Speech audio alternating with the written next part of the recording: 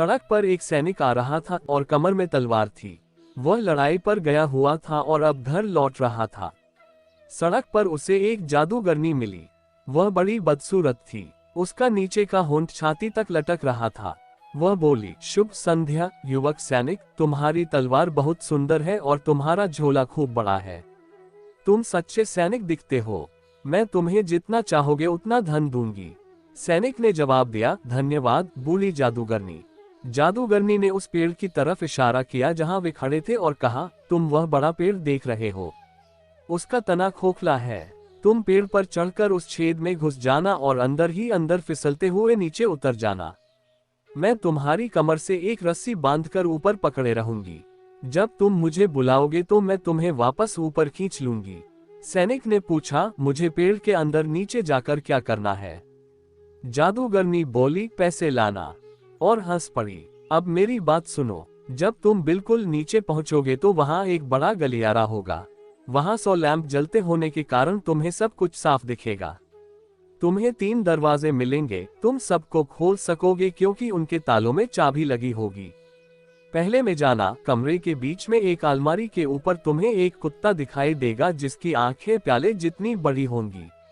पर उससे घबराना मत। मैं तुम्हें अपना नीला चारखाने का कपड़ा उससे फर्श पर बिछाना, कुत्ते को उसके ऊपर बिठाना, फिर वह तुम्हें कोई नुकसान नहीं पहुंचाएगा। इसके बाद अलमारी खोलना, उसमें तांबे के सिक्के होंगे, जितने चाहो निकाल लेना। अगर तुम्हें चांदी के सिक्के चाहिए तो उससे अगले कमरे में जाना।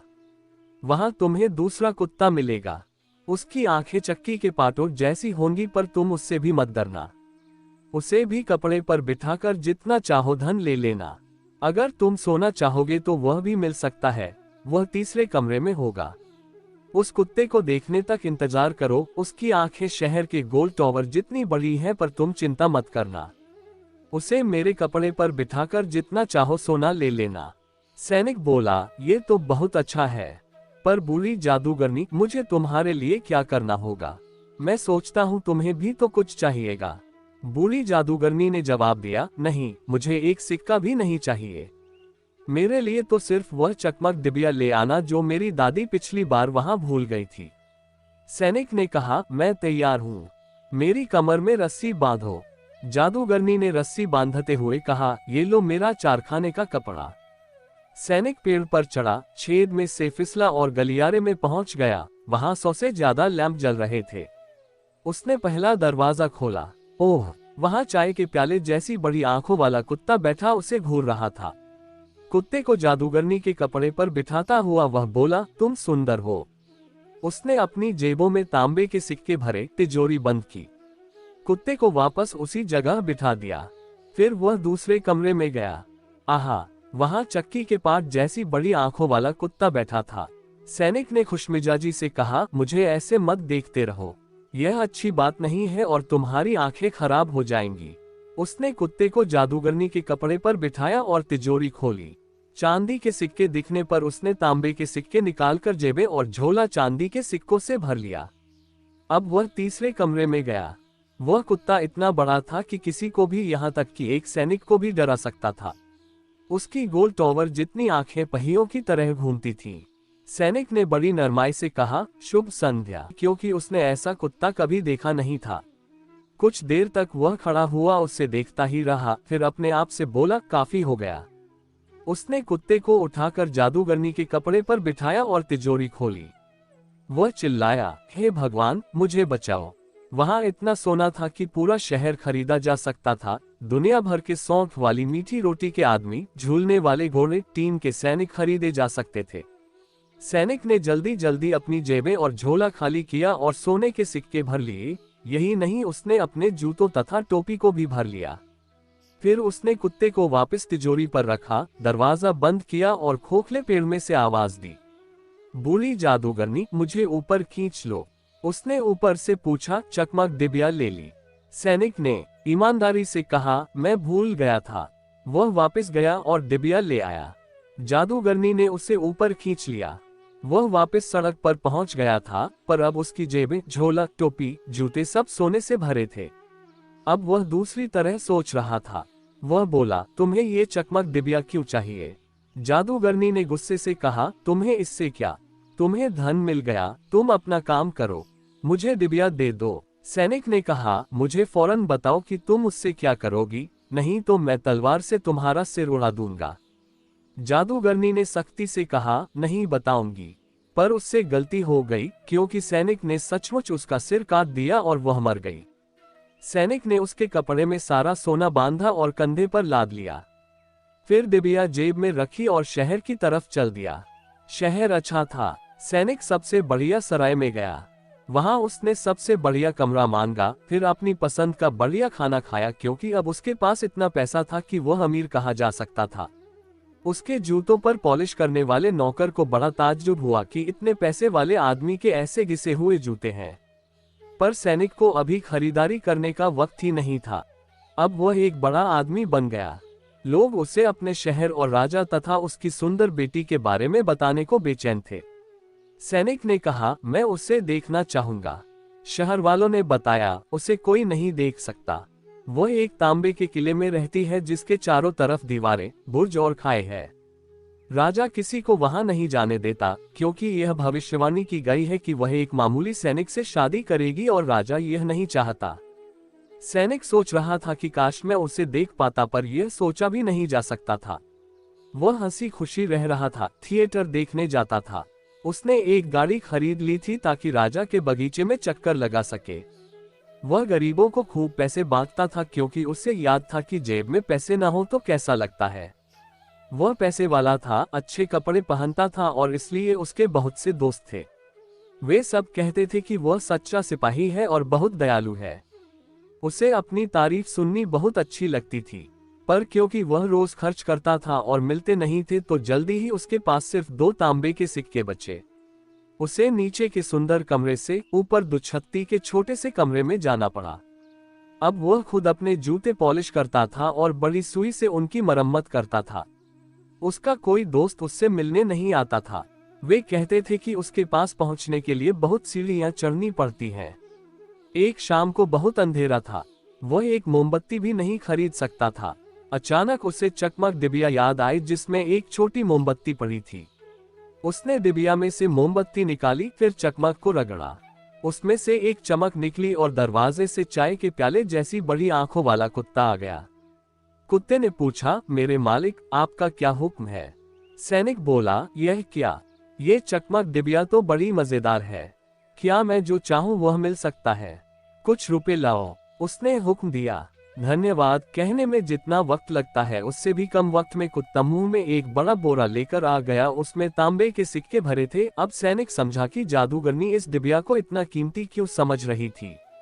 एक बार जलाने पर तांबे के सिक्कों की तिजोरी पर बैठने वाला कुत्ता आया, 2 बार रगड़ने पर चांदी के सिक्कों की रखवाली वाला कुत्ता आया और 3 बार रगड़ने पर सोने के सिक्कों वाला कुत्ता। सैनिक फिर नीचे वाले कमरे में चला गया। दोस्त आने लगे। पहले की तरह वे फिर उससे याद करने लगे। एक बार दोस्तों के चले जाने के बाद जब वह अकेला बैठा था तो सोचने लगा, कितने दुख की बात है कि कोई उस सुंदर राजकुमारी को नहीं देख सकता। अगर कोई देख ही न सके तो उस खूबसूरती का क्या फायदा? क्या उसे हमेशा ऊंची दीवारों और तांबे के किले के बोह में छिपे रहना होगा? क्या मैं कभी उसे नहीं देख पाऊंगा? मेरी चकमक डिबिया कहाँ है? उसने उसे रगड़ा। चाय के प्यालों जैसी आंखों वाला कुत्ता आया। सैनिक बोला, मैं जानता हूं कि बहुत देर हो गई है, पर चाहे 1 मिनट के लिए ही सही, मैं उस सुंदर राजकुमारी को देखना चाहता हूं। कुत्ता चला गया और उसी क्षण सोती राजकुमारी को पीठ पर डालकर ले आया। वह बहुत सुंदर थी। कोई भी उसे देखकर समझ सकता था कि वह असली राजकुमारी है। सैनिक सच्चा सैनिक होने के कारण उसे चूमे बिना नहीं रह सका। कुत्ता राजकुमारी को वापस उसके तांबे के किले में छोड़ आया। सुबह माता पिता के साथ चाय पीते वक्त राजकुमारी ने उन्हें बताया कि उसने उस रात बड़ा अजीब सपना देखा।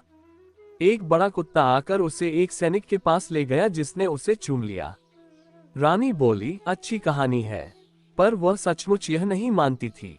अगली रात उसने सोती हुई राजकुमारी की निगरानी के लिए एक बूढ़ी औरत को भेजा ताकि यह पता चल सके कि वह सपना ही है, कोई बुरी बात नहीं। सैनिक राजकुमारी को देखने के लिए इतना बेचैन था कि सह नहीं पा रहा था। उसने रात को फिर कुत्ते को उसे लाने के लिए भेजा।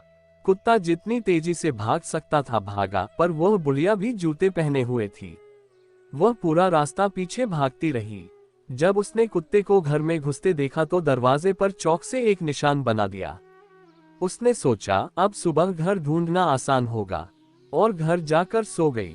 कुत्ता जब राजकुमारी को किले में पहुंचाकर लौटा तो उसने देखा कि उसके मालिक के दरवाजे पर चौक का निशान है। उसने पूरे शहर के मकानों पर वैसा ही निशान बना दिया। इस होशियारी की वजह से बुढ़िया को सही दरवाजे का पता ही नहीं चल सका, क्योंकि अगले दिन सुबह राजा, रानी, वह बुढ़िया और राजा के अफसर शहर का वह घर ढूंढने निकले जहां राजकुमारी गई थी। पहला दरवाजा देखते ही राजा बोला, ये रहा। रानी ने दूसरा दरवाजा देखकर कहा, नहीं प्रिय, ये है, क्योंकि उसने निशान दूसरे दरवाजे पर देखा था। ये है, वह है। सब एक साथ चिल्ला रहे थे, क्योंकि जहां भी कोई देख रहा था दरवाजों पर वही एक निशान था। आखिर सब हार गए। रानी केवल सोने की गाड़ी में सवारी ही नहीं करती थी, वह बहुत चतुर भी थी। उसने सोने की कैंची निकाली, एक बड़ा सा रेशमी कपड़े का टुकड़ा काटा, उससे एक सुंदर थैला बनाया, उस थैले को कोटू के दानों से भरा और राजकुमारी की कमर से बांध दिया। उस थैले में रानी ने सिर्फ इतना बड़ा छेद किया कि एक बार में कोटू का एक ही दाना गिरे, जिससे पता चल जाए कि कुत्ता राजकुमारी को कहां ले गया था। रात में फिर कुत्ता गया ताकि राजकुमारी को पीठ पर उठाकर सैनिक के पास ले जा सके। अब सैनिक उसे इतना प्यार करने लगा था कि उसकी सिर्फ एक ही इच्छा थी कि वह राजकुमार बनकर उससे शादी कर ले। कुत्ते ने ध्यान नहीं दिया और न ही उसे पता चला कि कोटू के दाने तांबे के किले से लेकर सैनिक के कमरे तक एक लकीर छोड़ आए थे। सुबह राजा रानी को बिना परेशानी के पता चल गया कि राजकुमारी कहाँ गई थी। उन्होंने सैनिक को जेल में डाल दिया। बेचारा सैनिक अंधेरी कोठरी में अकेला बैठा था। उसे सबसे बड़ी फिक्र ये थी कि सभी कह रहे थे, कल तुम्हें फांसी दी जाएगी। यह कोई हंसी की बात नहीं थी। काश उसके पास चकमक डिबिया होती, पर वह तो उसे कमरे में भूल आया था। फांसी शहर की दीवारों के बाहर ही दी जानी थी। सैनिक को ड्रमों और सैनिकों के पैरों की आवाज सुनाई दे रही थी। सब भागे जा रहे थे। तभी उसे जूते बनाने वाले का एक चेला दिखाई दिया। वह अपना चमड़े का एप्रन और स्लीपर पहने हुए थे।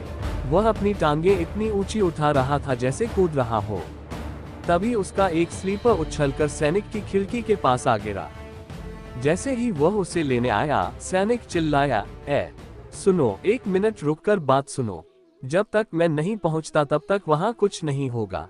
अगर तुम सराय तक जाकर मेरी चकमक डिबिया, जो मैं वहीं भूल आया, लद दोगे तो मैं तुम्हें 4 तांबे के सिक्के दूंगा। पर इसके लिए तुम्हें टांगों को इस्तेमाल करना होगा, नहीं तो बहुत देर हो जाएगी। उस लड़के के पास एक सिक्का भी नहीं था। 4 मिलने की उम्मीद में वह भागा और सैनिक को वह डिबिया लाकर दे दी। और अब सुनो कि इसके बाद क्या हुआ। शहर के फाटक के बाहर एक फांसी का फंदा तैयार किया गया था। वहां राजा के सिपाही और सैकड़ों दूसरे लोग खड़े हुए थे। राजा और रानी अपने सुंदर सिंहासन पर बैठे थे। जज और राजा के मंत्री उनके सामने बैठे थे। सैनिक मंच पर खड़ा था, पर जब फंदा उसके गले में डाला जाने लगा तब वो बोला कि कानून के मुताबिक मरने वाले की एक इच्छा पूरी की जाती है। उसकी इच्छा सिर्फ तंबाकू का एक पाइप पीने की है। राजा मना नहीं कर पाया। सैनिक ने अपनी चकमक डिबिया निकाली, उसे रगड़ा, 1 बार, 2 बार, 3 बार। फौरन 3 कुत्ते उसके सामने आ गए। एक जिसकी आंखें चाय के प्याले जितनी थी, दूसरा जिसकी आंखें चक्की के पाट जैसी थीं और तीसरा जिसकी आंखें शहर के बड़े गोल टावर जितनी बड़ी थीं। सैनिक चिल्लाया, मेरी मदद करो, मैं फांसी पर चढ़ना नहीं चाहता। कुत्ते जज और मंत्रियों की तरफ दौड़े। उन्होंने एक की टांग पकड़ी, दूसरे की नाक, फिर उन्हें हवा में इतना ऊपर उछाला कि वापस जमीन पर गिरने से उनके टुकड़े टुकड़े हो गए। राजा चीखा, मुझे नहीं। पर सबसे बड़े कुत्ते ने राजा और रानी दोनों को उतना ही ऊंचा उछाला जितना औरों को उछाला था। राजा के रक्षक डर गए। लोग चिल्लाने लगे, सैनिक तुम हमारे राजा बन जाओ और राजकुमारी से शादी कर लो। सैनिक राजा की सोने की गाड़ी में सवार हुआ। तीनों कुत्ते आगे आगे नाचते हुए भौंक रहे थे। हुर्रे! छोटे बच्चे सीटी बजा रहे थे। राजा के रक्षक उसको सम्मान दे रहे थे। राजकुमारी को किले से लाया गया। उसे शादी करके रानी बनना बहुत अच्छा लगा। 1 हफ्ते तक शादी की दावत चलती रही। तीनों कुत्ते मेज पर बैठकर लोगों को आंखें दिखाते रहे।